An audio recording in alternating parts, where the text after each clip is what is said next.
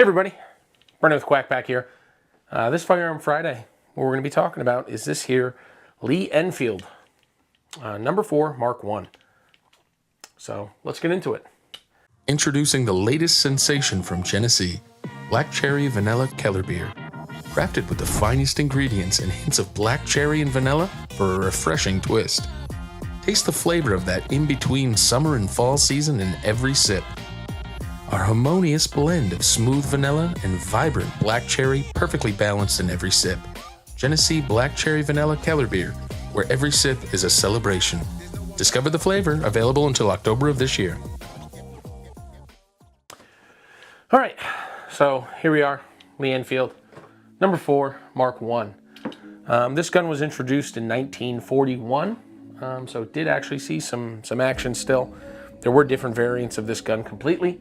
Obviously starting with the No.3, No.2, No.1 as well. So there was different marks as well. So No.4 Mark I, Mark II, Mark III, that kind of stuff.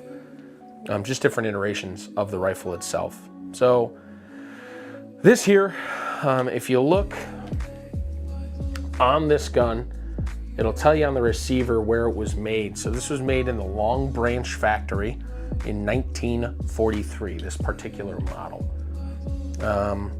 The gun was chambered in .303 British, as you can see here. It's a pretty big cartridge. It did feature a 10-round magazine, but they actually did not use detachable box mag. They did not actually use the magazine all that much. They would be able to reload this gun. You can see this slotted channel here. They could reload it with stripper clips. You know, why would they have these detachable magazines if they were still going to use stripper clips? The answer for that would be weight. You could carry on stripper clips significantly more ammo for less weight than it would to be carrying full magazines of .303 British. So from a strictly weight standpoint, stripper clips were the way to go. With this channel here, it was pretty easy to feed them and get going from as well. Pretty nice engineering, as you can see this. When you push in, little place for your thumb to go. So pretty nice. This gun's got a couple different things on it. It was kind of like a short throw bolt of the time, so you didn't actually have to go back as far as others. It's got two different peep sights. This one would be for longer range. This one's for shorter range. It's got a front square post up here, and it's got this rear peep there.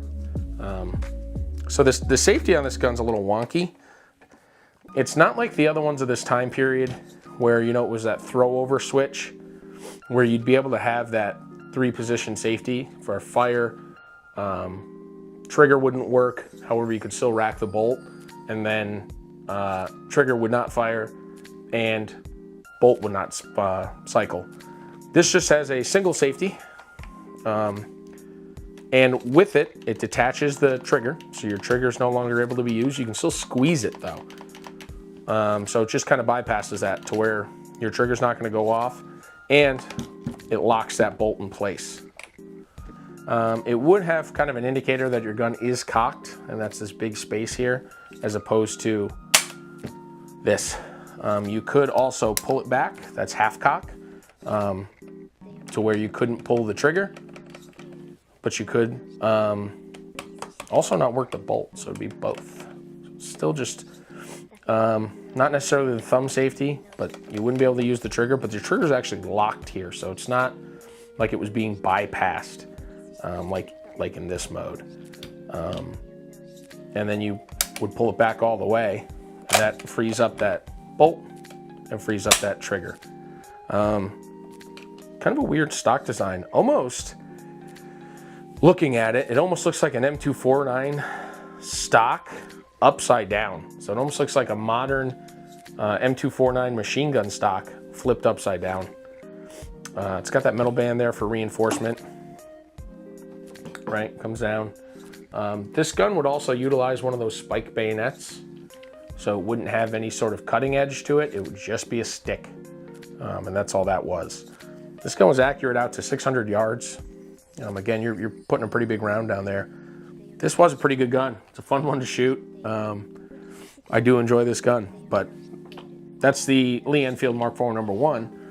Let's talk a little bit about the 303 British round. 303 British, introduced in 1888. It was adopted for military use. So this cartridge has been around for a very long time, believe it or not. So this round would have a speed of 2,200 to 2,400 feet per second. And its max effective accuracy for the round itself, not the rifle, is about 800 yards. So this gun was kind of pushing the max of what this round was capable of for the time. So it's, like I said, a pretty big round. And if we look at it in comparison to that 30-aught Springfield, 30-06, pretty similar. As far as that round goes, you got your 303 British over here, your 30-06 on this side, right?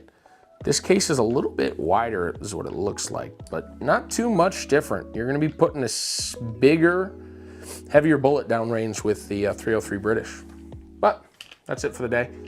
Lee-Enfield, No.4 Mk I battle rifle. So there it is. Pretty neat guy. You got your cleaning kit back there too. Guess we'll show the top camera. Right? So that's it. There we go. Thanks, guys. See you in the next one. All right, guys. Thanks for watching today's video. Remember to like, comment, and subscribe. Don't forget to click that little bell to get notified whenever we post a video.